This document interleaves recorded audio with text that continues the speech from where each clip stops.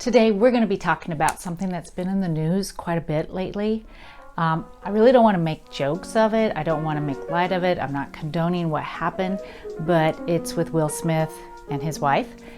And the topic would be alopecia.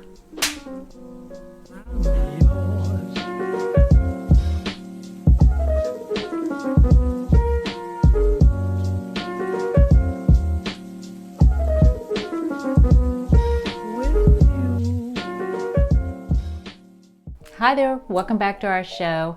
I'm Denise, and my whole goal is to help you, the brand new hairstylist. There's been a lot of news lately about alopecia. And what is it? And why is it such a big deal? Typically, we lose about 50 to 100 hairs a day. And if you have curly hair like myself, and if you don't wash it for a few days and you don't brush it because you're wearing your curls, then you're not shedding your hair normally. Typically, we shed our hair by brushing our hair, mostly brushing our hair. Anywhere between 50 and 100 hairs, like I said. However, like if I went to go shampoo my hair, when I wear my hair curly, I could do it like 3 days.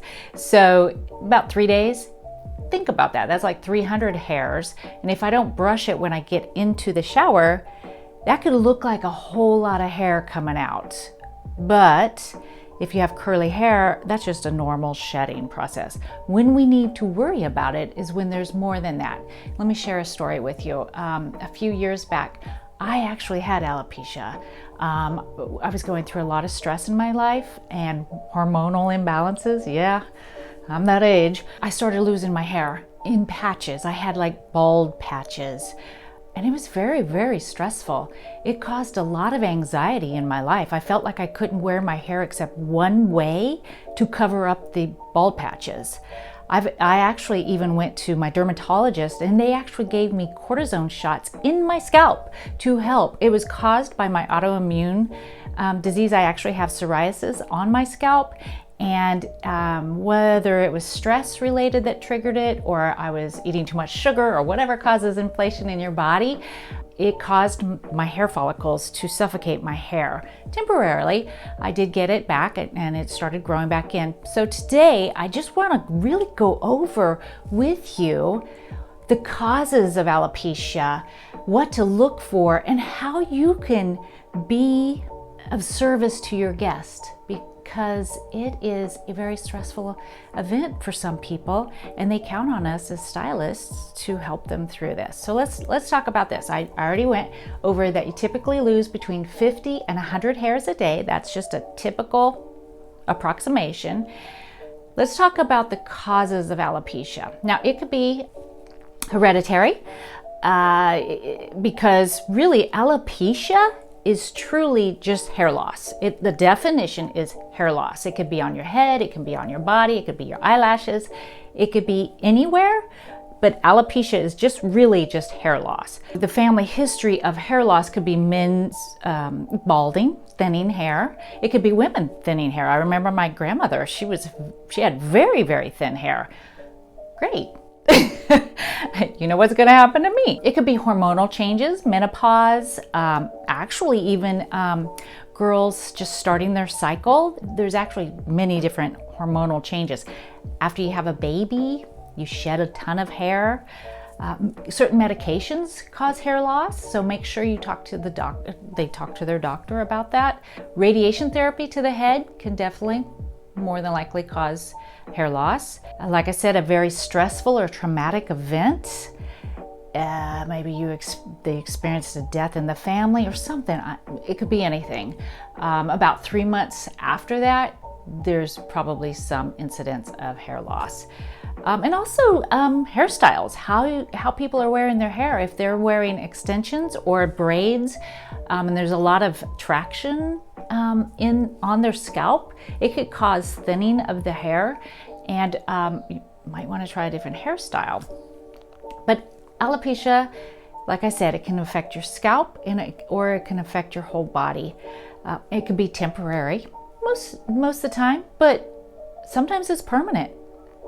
If that hair follicle is damaged and it completely closes up, your hair, you can't grow hair out of there anymore.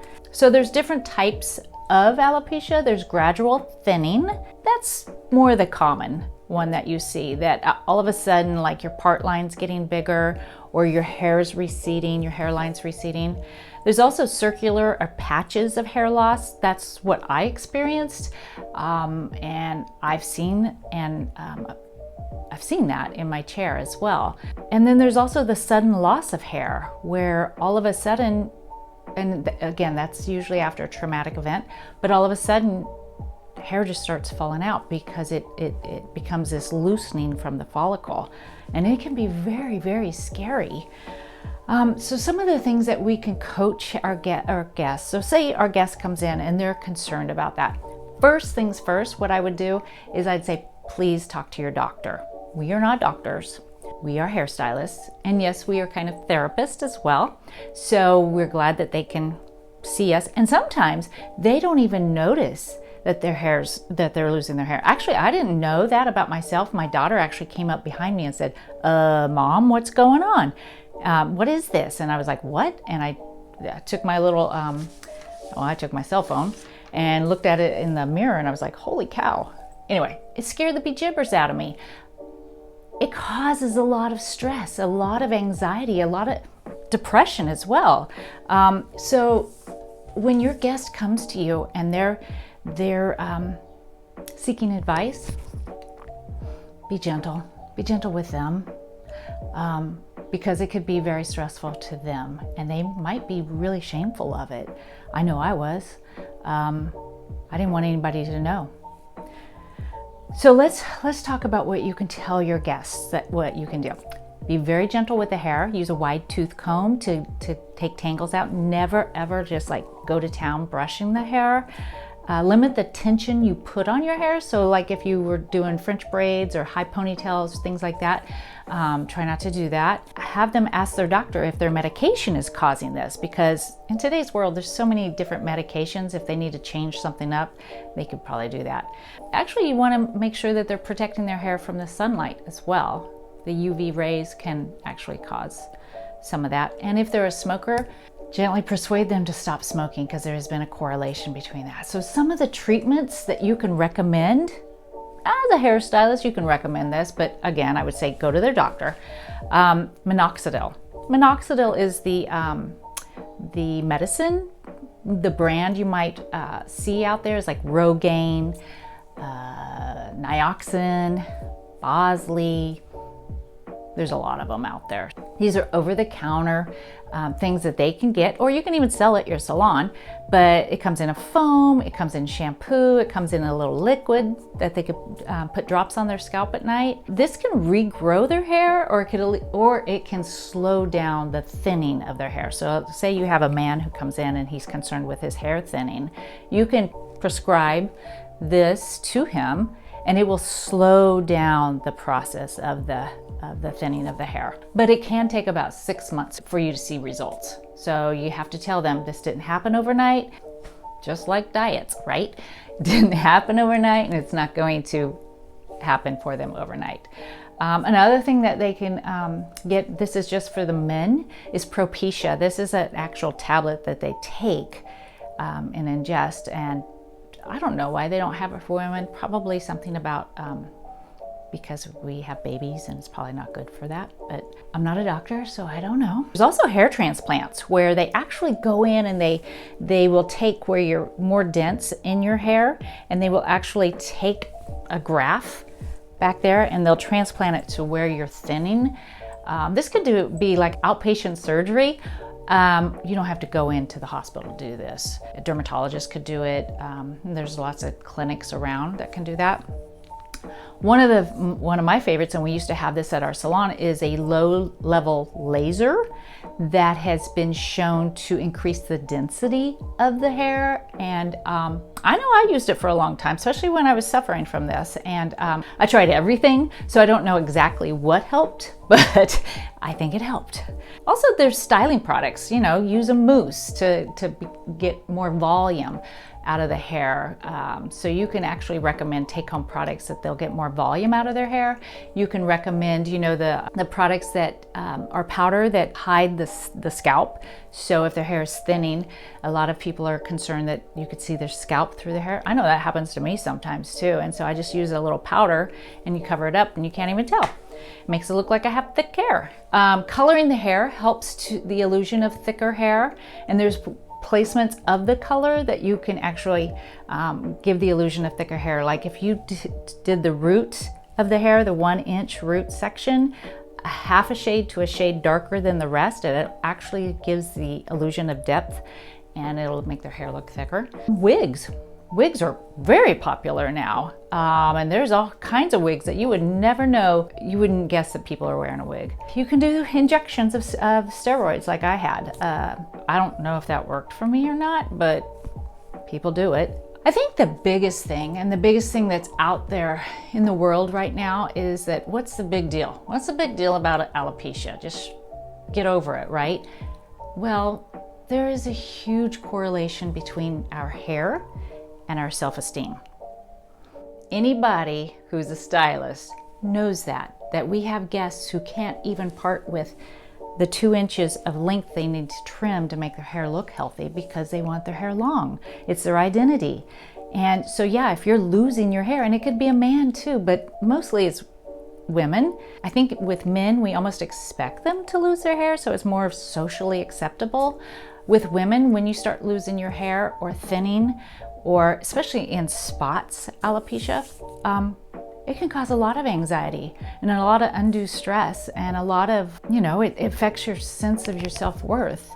And we have to be gentle with that as stylists. We have to know that about our guests and just, you know, get down on their level. Don't make a big deal about it, especially in the middle of a salon, and just give them suggestions on what they can do. They're seeking advice from you. I hope this has helped. I hope this has helped answer some questions.